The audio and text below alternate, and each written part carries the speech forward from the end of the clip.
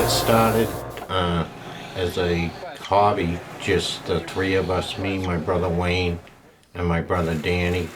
Bradley from Hog Hunter Lures unfortunately had passed away, and that's who we bought all our lures from. And we wanted to just make our own so that we'd have our own lures to fish with. And after we got them going, some other guys liked them, so we made 60 of them our first year, and they went pretty well, and it just developed from there. The Guppy name came from, we bought bodies from Hog Hunter Lures, and I painted them myself. And to differentiate the plugs from Brad's, I would put the triple tail Guppy decal on them, and that's how we knew. And when people asked what we were using, we would say a Guppy. In a craft store, we found that when I was searching around for paints, there was the decals for triple tail Guppies in the children's section. It was more of word of mouth that got us into the outside, say, Rhode Island, Connecticut group. And then the New Jersey guys, because of the fishing we had here, they would migrate up and ask what the locals were using. And the locals would bring up our lures as to something they should have in their bag. And they would take them back to New Jersey and use them in their states, and they worked out pretty well. At the beginning, we were just selling them to our close, the people we knew that first year. And that winter, we changed the bodies, refined them a little bit, and we were selling them out of the back of our van. And that year there, we had made over 600 because we had them all. We did them all at my house. If my girlfriend sees this, we're dead meat. She travels a lot. This will be good. She travels a lot. So we told her we were going to epoxy a few lures at my house, and we had 600 and something lures. There wasn't a flat surface in the house that didn't have a fishing lure on it, and we epoxied them all up. And we guessed as to how many were going to be there amongst all the people there. We started selling them out of the van that year, and we developed a following. We did that for how many years? Probably three or four. 3 to 4, easy. And that's when we switched over to selling them out of the tackle shops. Just with the technology on the finishes and everything, we just keep up constantly updating what's coming through. But to look at the original plugs and what we're making now, it's a huge difference. The fussiest thing that we do is to try and make every lure consistent, so no matter what color you pick or buy, it'll cast the same as the one you already have. And the action will be the same. It'll be the same. It'll cast the same. It'll cast true. And it will raise the fish, just like the first one that you bought. That's our goal. That's what we strive for, is to make them all as close to being identical as they can be. The biggest obstacles is it's constantly changing, whether it's the humidity in the air, you go to buy wood, they don't have the wood. It's always a little obstacle here and there when you're doing it. But it all comes together. You just got to be a little patient. The funniest thing was trying to through drill these lures. To get the two, to drill from each end to get it at the beginning. And I was in an old workshop when we first started. There were more dents in that door to that workshop from me whipping plugs across because I was so pissed off that they didn't connect. Come out the side. It was awful. It was, and we finally figured it out, and with some help from a lot of other people, but it was my worst nightmare. That and learning how to use the lathe. I had never used the lathe prior to when we bought Bradley, so thank God for my dad, those first 60 that year. We called it the Bondo shop because I didn't know what I was doing, and there was tear out all over the place. But he had just retired, and he loved sitting in the sun and bondoing them up so they looked pretty. But if you ever took the paint off, you'd see Bondo everywhere. The first fella that really helped us get going, and me especially with the painting, was Don Williams of Big Don Lures. He was a tremendous help to me. I mean, he pretty much was my teacher.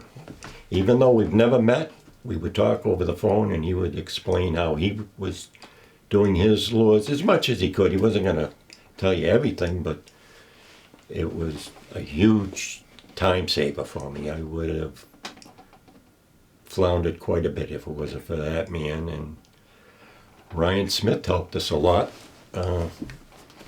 with the way he was doing things. And I mean, we all know what a painter and lure maker he is. And he is a very good friend, and he shared a lot of his information with us, which he didn't have to do.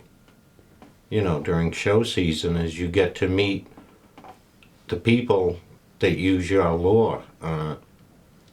Met some great people. A young kid, probably 14 years old, that had that, what do you have, a 27-pounder? Yes. And it was awesome. That's what the gratification, I guess, would be of making the lures, is meeting the people.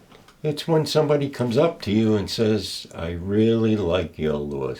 I like the action on them. I caught 5 fish this week on them. That's what it's all about.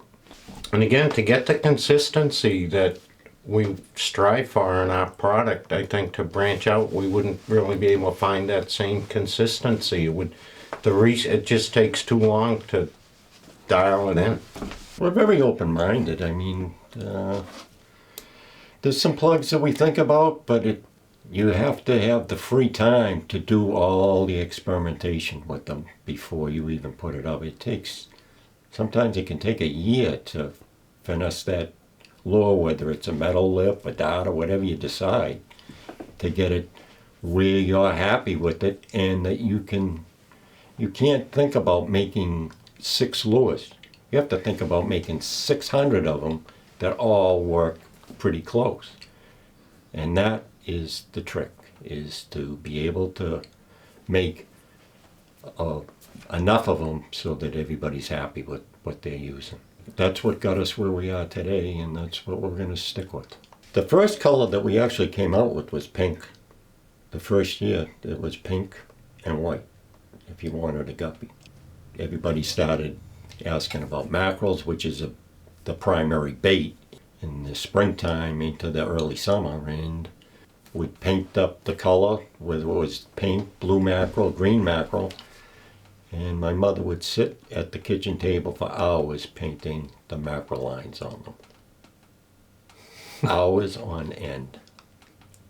It was, to look at it today and like, oh my word. Even my sister, that night we did the 600 and something lures at my house, she come over and helped us. Color seems to be more specific to the areas.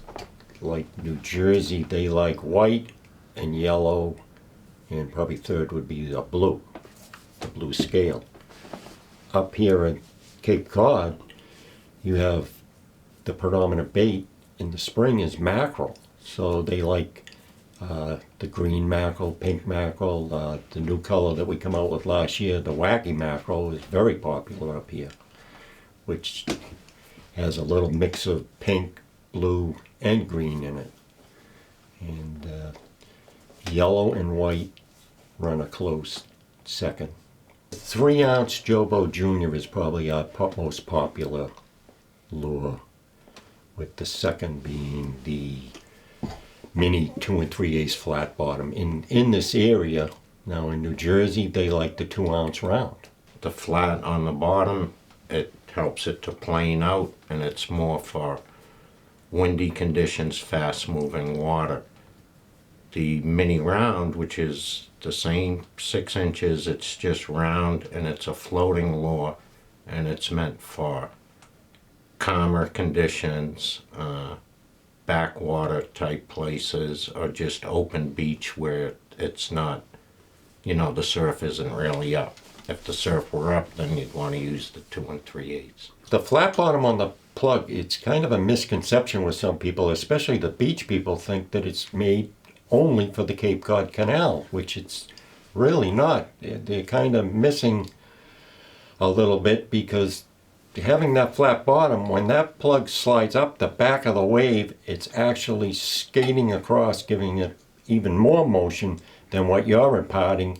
And I tell them to slow the rod down while it's on the back of the wave pulling, because it gives that fish a clear shot in the wave. And the back part of the wave is the clearest part of the wave. And if they do that, their catch rate will go up. They go too fast. They just have that rod and that reel moving that lure way too fast. And if they would just slow it down and even let it just slide on top with the flat bottom, like Wayne was saying, when it has that pull of the current, you can almost just let that lure sit there and just slide it, and it's just gonna swim across the top. And most guys, they got it going 1,000,000 miles an hour, and the fish he never gets a clear shot at it. We're trying to give him the best plug for his money, and we don't skimp on any of the components. It's croc swivels, VMC 4X hooks, and triple Wolverine split rings. So everything is the best that we can buy. Even it comes to it, the paint, the primer, the finish, it's all the best that we know that's out there. For me, the best part to this point was when I was sitting with my parents a few weeks back, and my mother said, "Did you ever think it would get to the size that it is?" That was huge to me. Also, catching a fish on a lure that I made, that was pretty cool for me. The first year we made them, I caught a striper on something that I had made, and that was pretty cool. I actually saved the lure. A lot of people think that anybody can make a pencil popper. Well, anybody can make a piece of wood look like a pencil popper, but to get it to work like a pencil popper should work, that's a different story. You might get one to work beautiful. The next 5 you make, you say, what happened? Where'd this nice lure go that I had that was working so beautiful? And that's what drove us crazy in the beginning, till we figured out what you had to do to get everyone as close as you humanly can to be consistent with the first one. And that takes a lot of time and a lot of money to get it to where you know when you build that lure that it's good, that it's right. I would think too, most people don't realize, and it's even more steps now, I believe, but the last I counted, it's 36 steps from buying the wood till you get to the finished product. It's not just turn it in the lathe and pop a couple holes in it and put a wire through, a couple hooks on it, and out the door you go. I wish we had the old door so you could see all the dents in it from us chucking things off it. Mister, I thought I could speed things up one time. Clear coated a bunch of lures and took them off the racks, all nicey nice, looked at them, put them in the box, put nice cloth in between them. Went the next day to get them, and they were all stuck together. Yeah. They just weren't quite dry yet. They felt dry, but they weren't dry. I spent a lot of time and quite a bit of money to get where I am. Why should I just tell somebody why our plugs work and explain everything to them? I would help anybody as far as the do's and don'ts, but don't ask me what I'm using, because I'm not going to tell you. And I really don't want to lie to you either. So just don't ask. We'd like our customers to know if they have any problem with the lure, that it's 100% covered, that we want to hear if you're having a problem with it. Contact us through the website, email us. We stand behind this plug 100%.